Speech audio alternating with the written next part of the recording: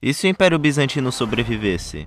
Antes de começar o vídeo, um salve para os membros de nível 3º Reich, Micronombo e Diego. Seja membro você também por pelo menos R$ 2,99. Se inscreva no canal e vamos para o vídeo. O Império Bizantino, ou Roma Oriental, foi um dos impérios mais influentes da Idade Média. Porém, eles sempre foram cercados por inimigos, principalmente os árabes e os persas na Ásia e os búlgaros na Europa. E uma hora, quando eles estavam com o exército fraco e instáveis, os seus vizinhos o conquistaram. Mas como isso poderia ser evitado e quais seriam as consequências? É isso que nós iremos ver nessa linha do tempo. O declínio do Império Bizantino foi gradual. Aos poucos o Império foi se enfraquecendo por causa do estado constante de guerra com os búlgaros, com os árabes ou com os persas. Isso seria muito difícil de resolver. O que podemos mudar é a estabilidade e a economia do Império. Ao longo da sua história, várias revoltas ocorreram por conta dos altos impostos cobrados.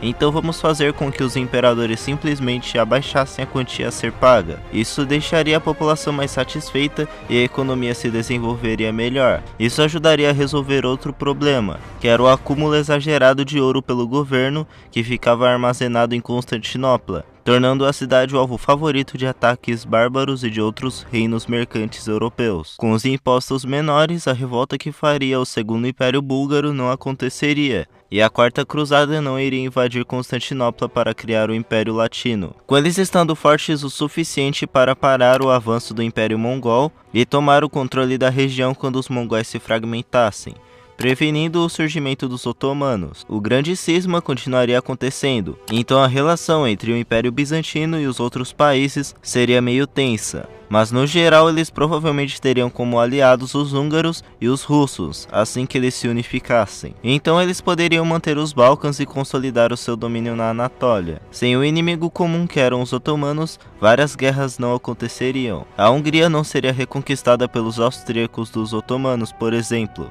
Então a Áustria não seria tão grande. Então os Habsburgos poderiam historicamente, ao longo do tempo, focar mais no seu domínio sobre o Sacro Império Romano Germânico. Com o declínio do Império Mameluco, os bizantinos conseguiriam atacar o Egito, assim como os otomanos fizeram. E com o apoio de vários países da Europa, eles poderiam reconquistar Jerusalém na Quinta Cruzada, podendo estabelecer ali um reino cristão sob a proteção das potências europeias. Quanto ao Oriente Médio, com o vácuo de poder causado pela não existência dos otomanos, os impérios persas, como os safávidas, poderiam controlar a Mesopotâmia mais facilmente. Porém, a sobrevivência e a estabilização do Império Bizantino causaria uma mudança enorme na nossa história, que são as grandes navegações. Elas poderiam não existir, já que as rotas para a Índia não seriam bloqueadas pelos otomanos. Isso atrasaria em décadas ou talvez até um século a descoberta da América, dando tempo para os impérios nativos como o Inca e o Azteca de descobrirem novas tecnologias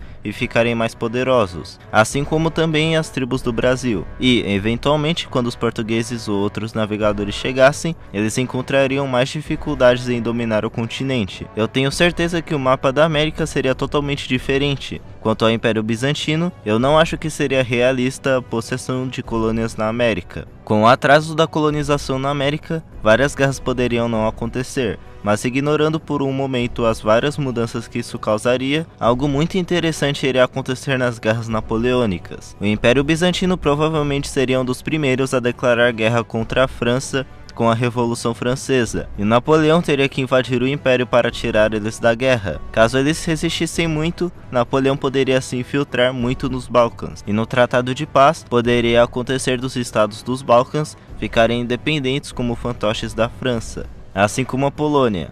Isso poderia mudar a guerra, ou não. Mas assumindo que os aliados chegassem até Paris em 1815 e rendessem Napoleão da mesma forma, o Congresso de Viena provavelmente devolveria esses territórios para os bizantinos, e eles teriam problemas com esses povos, com os búlgaros e sérvios frequentemente se rebelando. Então eles teriam que dar autonomia. Eles provavelmente entrariam para a Santa Aliança, que foi um pacto entre a Áustria, Prússia e Rússia para evitar o fortalecimento de movimentos nacionalistas, e o Império se manteria inteiro por um bom tempo.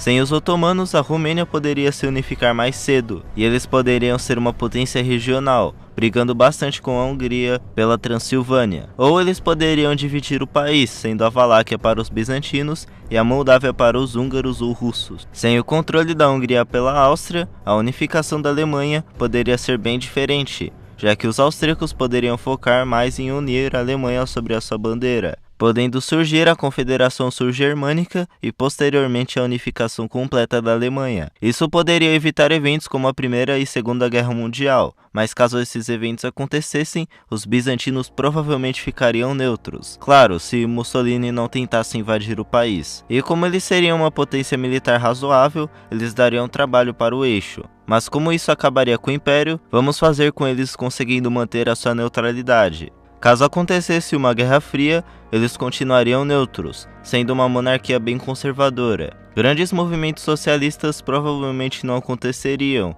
e o país seria bem estável, se mantendo com uma monarquia até os dias de hoje. O próprio nome do país não seria Império Bizantino, mas sim Roma, já que o termo surgiu quando os historiadores quiseram diferenciar o Império Romano Ocidental do Oriental. Mas nós ainda chamaríamos esse país de Roma. Seria bem interessante abrir um livro de história nessa realidade e ver que Roma na verdade nunca desapareceu. Se existisse algo assim, o Império provavelmente entraria na União Europeia. Assim como hoje temos tentativas turcas para entrar no grupo, com ele sendo um império bem multicultural. Apesar disso, a língua e a cultura grega seriam muito mais faladas nessa região, enquanto territórios como Anatólia, Macedônia e sul da Bulgária seriam de maioria grega. Sendo considerada a mesma Roma de 2300 anos atrás, o Império continuaria sendo uma grande potência econômica, militar e cultural. Um salve para os membros de nível 1º Reich, PLC Mapas e PTBR Vitor. Se torne você também membro por apenas R$ 2,99. Bom pessoal, esse foi o vídeo, espero que tenham gostado e até mais.